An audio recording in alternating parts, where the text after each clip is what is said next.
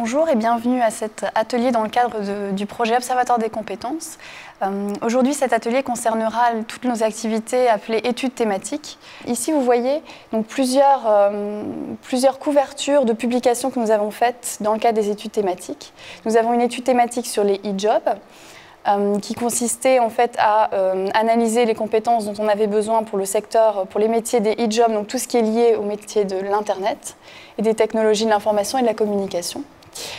Une étude sur le case management, qui est en fait un nouveau métier émergent au Luxembourg et en Europe plus généralement, qui consiste en fait à avoir le métier un métier de coordinateur de parcours de soins pour une personne en fait qui serait atteinte d'une pathologie importante et qui aurait besoin en fait d'un suivi aussi entre l'hospitalisation et son retour à domicile. Une étude thématique sur tout ce qui est les acteurs de l'insertion, que nous avons appelé donc Parcours Prolux, et puis une étude thématique sur le secteur des soins, liée vraiment à tout ce qui est vieillissement de la population et quelles sont les compétences et les métiers en tension pour ce secteur et les compétences dont on a besoin en fait, pour permettre d'avoir toujours la main-d'œuvre suffisante au Luxembourg pour ce secteur.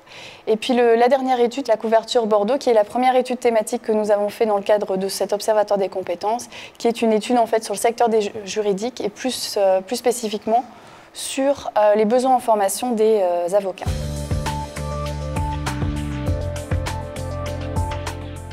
Alors, pourquoi faire des études thématiques ? Nos objectifs à nous, c'était vraiment de mieux connaître les compétences requises par les acteurs d'un secteur d'activité ou pour un ou plusieurs métiers. Donc si je prends l'exemple du secteur juridique, nous nous sommes dit il y a beaucoup d'avocats qui sont présents sur la place luxembourgeoise et pour autant il y a encore des besoins en formation qui ne sont pas couverts. Essayons de connaître un petit peu mieux ces compétences sur lesquelles il faudrait travailler davantage pour les avocats, et nous avons donc identifié plusieurs pistes de formation dans le cadre de cette étude thématique. Alors, un deuxième objectif, c'est aussi d'identifier les écarts entre compétences requises et compétences disponibles sur le marché du travail local. On part du principe qu'il est important que les entreprises qui sont présentes au niveau du marché luxembourgeois, qu'elles puissent trouver les compétences dont elles ont besoin. Et puis le dernier point, c'est d'effectuer des recommandations pour la formation continue, mais aussi la formation initiale. Avec toujours l'objectif pour nous, c'est de favoriser la compétitivité de l'économie grâce à une meilleure formation et une meilleure employabilité de la main-d'œuvre locale. Alors au niveau de la méthodologie, donc c'est un point qu'on aimerait approfondir aujourd'hui.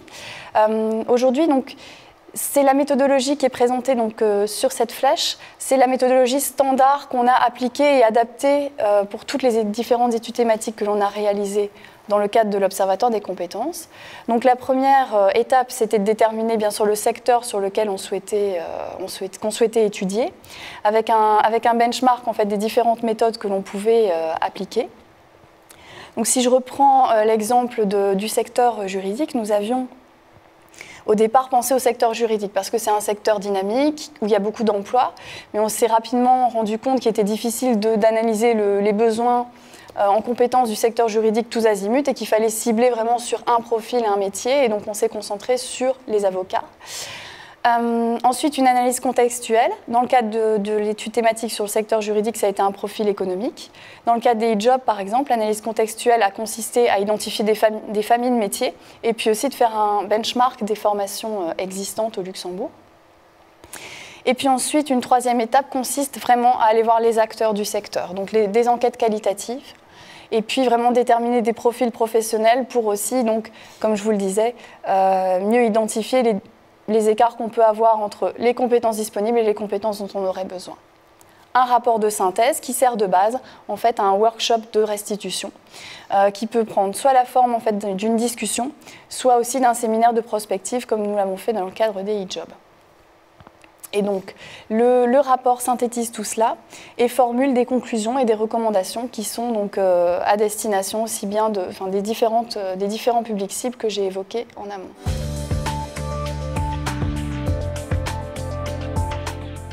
On a également donc, expérimenté une autre approche dans le cadre des métiers à gestes dans le secteur de l'agroalimentaire.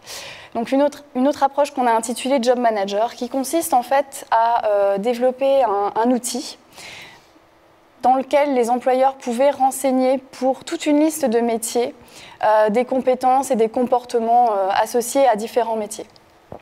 L'idée, c'était que chaque employeur, plutôt que d'aller les voir, d'aller dans le cadre d'interview et de leur demander quels sont vos besoins en matière de compétences et quels sont vos besoins en matière de formation, on s'est dit, écoutez, nous, ce qu'on aimerait avec vous, c'est un petit peu que vous regardiez quels sont ces métiers chez vous, ces métiers à gestes, et quelles sont vraiment les compétences et les comportements qu'il faut pouvoir maîtriser. Donc, on a identifié des métiers, recueilli des fiches de poste grâce à des entreprises qui étaient volontaires pour le cas. Et puis, par rapport à ces différentes fiches de poste, on a pu identifier les compétences requises. Cela nous a permis donc de développer un outil qui permet donc une évaluation sur le terrain.